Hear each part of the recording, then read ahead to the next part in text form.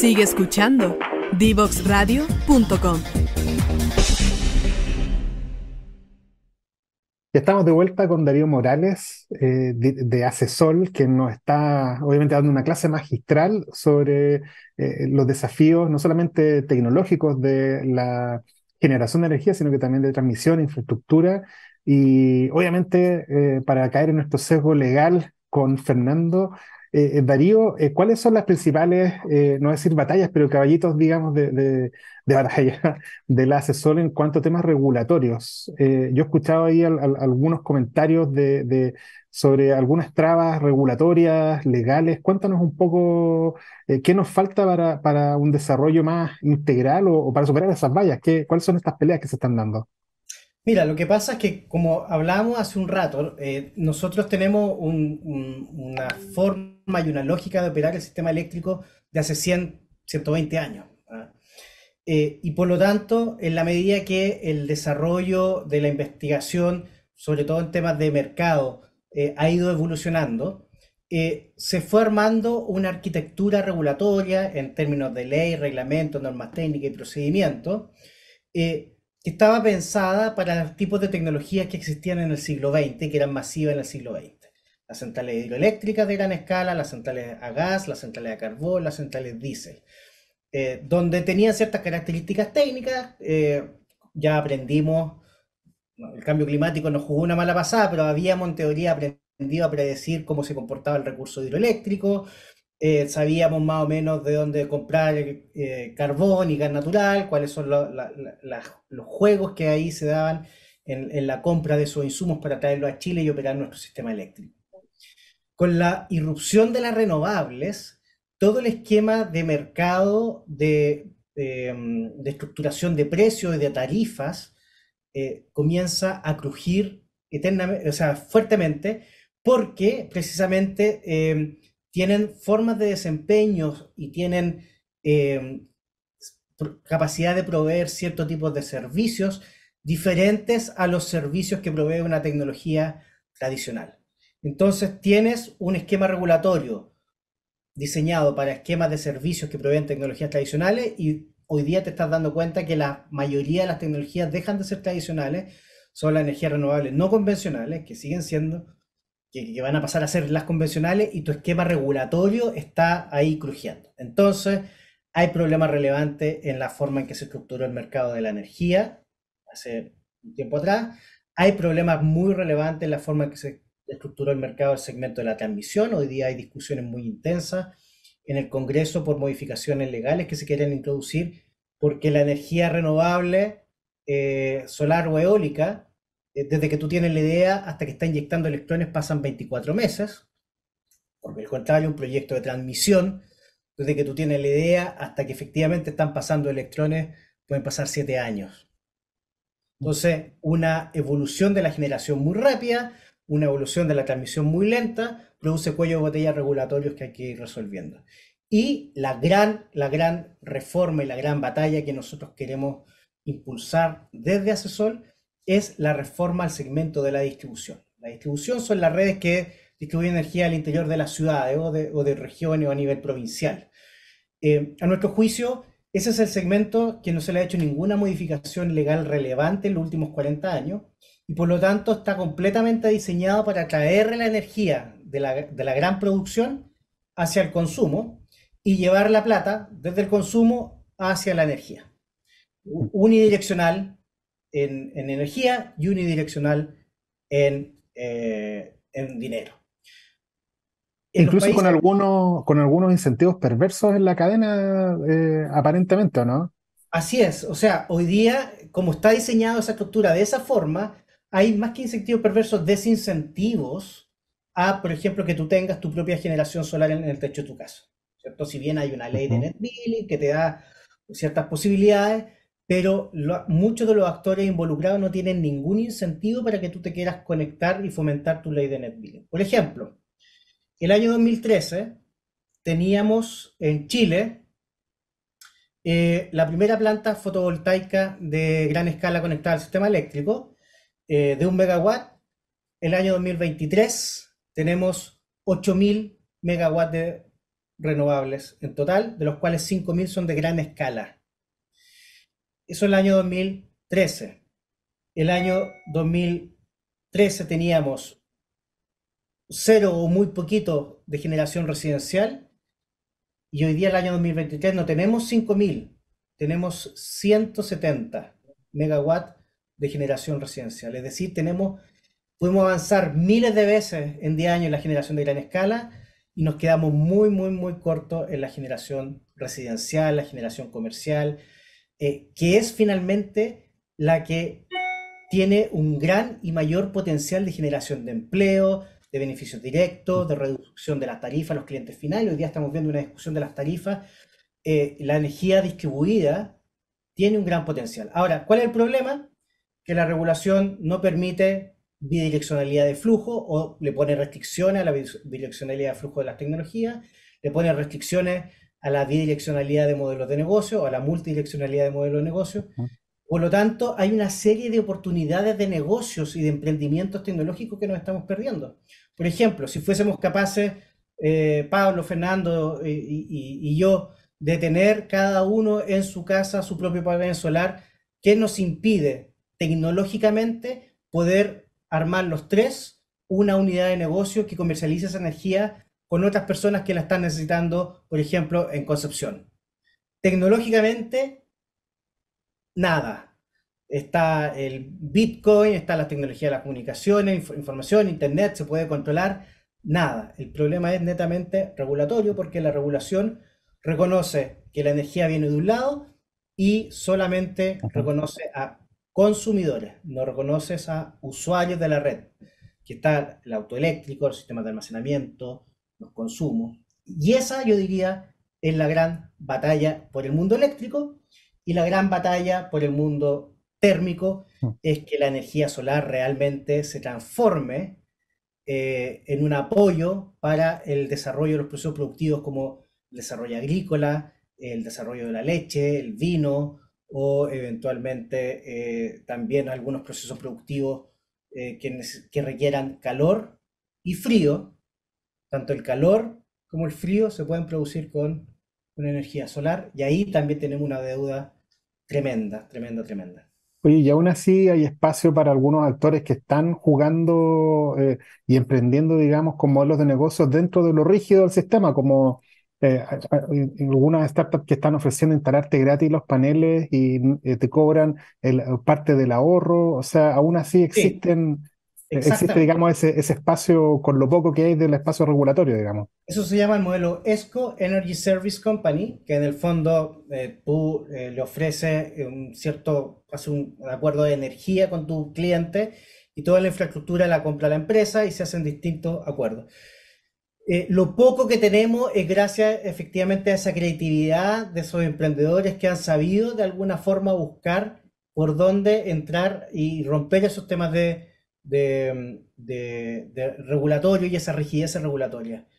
Pero eso nos tiene, mira, el otro día sacamos una estadística específicamente para la energía solar desde la información de la Agencia Internacional de la Energía. Y la estadística era lo siguiente, mira. Divididas las instalaciones en tres segmentos en función de su tamaño. Por ejemplo, de 0 a 10 kilowatts, para darle una referencia, nuestras casas tienen 10 kilowatts de potencia instalada, o sea, de 0 a 10 kilowatts una instalación residencial, de 10 kilowatts a 1000 kilowatts, o sea, un megawatt, que es una instalación comercial, que podría ser el techo de un estacionamiento, una pyme, etc.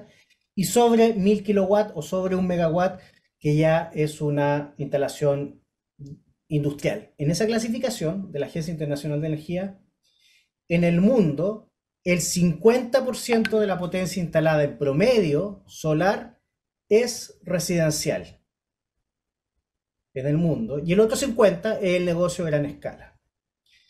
En O sea, que Alemania, estamos al revés en Chile, por así estamos decirlo. pésimos, porque en Alemania es 70% residencial, 30% gran escala. En Brasil, 70% residencial, 30% gran escala. En Chile, 4% residencial, 96% gran escala. Entonces, te das cuenta que tenemos una capacidad para crecer en el segmento de la generación residencial que lo poco que tenemos es básicamente a pulso de estos emprendedores y empresas que tratan de darle una vuelta a la regulación. Pero, según a nuestro juicio, estamos perdiendo una tremenda oportunidad y volviendo a linkearlo con la investigación y desarrollo. ¿Por qué otros países tienen tanto desarrollo de generación distribuida? Porque ven a la energía como una herramienta de competitividad y utilizan todos los atributos del sector para la competitividad, no solo el atributo precio. Aprovechan el atributo generación de empleo de calificación, aprovechan el atributo de educación, aprovechan el atributo de cambio climático, ¿ah? Aprovechan el atributo de reducción de precios para el cliente final, aprovechan todos esos atributos y generan políticas públicas que en el conjunto optimizan todo el aporte que el sector energía hace a la economía. En Chile es un problema muy serio, muy relevante, muy grave el de las tarifas, pero solo nos preocupamos del tema de la tarifa y nos Y, olvidamos del aporte que pueden hacer en la economía estas otras variables. y en ese sentido, Darío, desde la política pública, porque tenemos un tema regulatorio y muchas veces van a ser cuellos de botellas que cuesta mover por distintas razones, intereses mayores muchas veces, pero desde la política pública se ha tratado muchas veces de movilizar a pesar de no tener todas las herramientas legales ad hoc. Y se hizo en algunas áreas de las cuales tú conoces, precisamente para impulsar alguna mayor industria, mayor innovación. ¿Cuál desde la política pública y también con esa experiencia que tenías tú en Corfo hace falta todavía en Chile como para apoyar más estos emprendimientos que son emprendedores que son los que están remeciendo un poquito el status quo? Mira, yo creo que desde hace unos poco más de 10 años, ¿cierto? Por ahí, o a partir, pocos años después de la creación del Ministerio de Energía, realmente el sector comenzó a tener una visión de políticas de Estado. Ha habido en los distintos gobiernos continuidad en ciertas políticas que yo creo que, por lo menos para el sector energía, es muy relevante contar con eso. Así que ese es un aspecto positivo. Siempre están faltando bienes públicos, siempre están faltando, hay un montón de brechas. Por ejemplo, hoy día nuestro sector tiene un desafío muy importante en el agrofotovoltaico, es decir, cómo compatibilizar la agricultura, ¿cierto? Los terrenos que tienen uso agrícola con los terrenos que también pueden tener uso para sistemas fotovoltaicos. Hay una serie de cultivos que se pueden desarrollar bajo los sectores fotovoltaicos, y hoy día en Chile no tenemos eso suficientemente desarrollado. ¿Ah? Ahí hay elementos de política pública que van más allá de los cambios de ley, ¿cierto? En los cuales se puede trabajar. Potenciar la fotovoltaica flotante, potenciar o identificar bien las brechas del sector solar térmico. Eh, Hoy día el sector solar térmico de agua caliente sanitaria está tratando de subsistir, porque no ha habido un ecosistema que haya sido capaz de hacerlo surgir. Pero la capacidad de tener agua caliente con energía solar eh, es una capacidad tremenda que está disponible a lo largo de todo Chile y sobre todo para aquellas zonas que están más aisladas. Entonces, hay una serie de políticas públicas asociadas a la provisión de bienes públicos y a la identificación de brechas, que se podrían hacer y que van más allá del tema regulatorio. Y tratando de sacarnos el sesgo, a pesar de que yo he mantenido un poco el sesgo en esta entrevista, ¿cierto? Que hemos hablado mucho de electricidad, pero tratar de sacarnos el sesgo de que la energía es solo electricidad. Por supuesto que hay electricidad, por supuesto que vamos a electrificar, por supuesto que vamos a necesitar electrificación para hacer hidrógeno verde y para electrificar el transporte, pero siempre va a haber algún elemento donde la electrificación no es posible y ahí la energía solar para la producción de calor y frío puede jugar un rol importante. Y nos estamos Y, quedando realmente atrás en eso.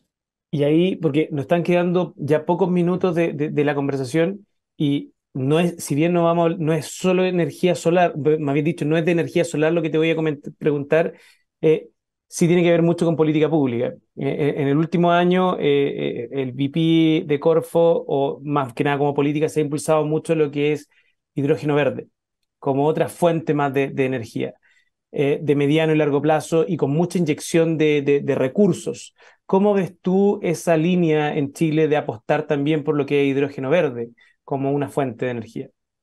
A ver, desde la perspectiva de la industria solar, y nosotros como asesor somos miembros del Global Solar Council, que es una agrupación de asociaciones de energía solar en el mundo, efectivamente miramos con muy buenos ojos el desarrollo de la energía del hidrógeno verde a partir de energías renovables. Precisamente por eso, de lo que yo estaba comentando recién, no va a ser posible electrificar todo, necesitamos llevar energía renovable a los procesos térmicos y el hidrógeno verde puede ser una buena vía para eso. Eso tiene desafíos tecnológicos, tiene desafíos de infraestructura. Mi preocupación personal es que, o sea, lo positivo es que ha sido una política de Estado, ¿cierto? Varios gobiernos, ya 2 gobiernos, han impulsado con distintos matices esto y eso es muy bueno. Mi preocupación personal es que nuevamente pase lo que ha pasado muchas veces en Chile, en que se instala la infraestructura, pero no queda necesariamente el conocimiento en nuestro país. La difusión de empleo, de capacitación, de tecnología hacia la economía es demasiado lenta. Si uno ve el ecosistema de energía renovable hoy día, claro, hoy día tenemos un ecosistema bastante más nutrido que hace 10, 15 años atrás, pero la pregunta es si hubiéramos podido tener a esta altura del partido, con el nivel de penetración de renovable que tenemos en Chile, una capacidad tecnológica renovable mayor. Mi temor es que con el hidrógeno nos pase lo mismo, que nos enfoquemos solamente en la infraestructura y que nos olvidemos de incorporar esas capacidades tecnológicas locales para que Chile pueda ser no solo una potencia en la producción de hidrógeno, sino que una potencia en las tecnologías del hidrógeno. Y ahí hay un miedo que tengo. El otro miedo que tengo es que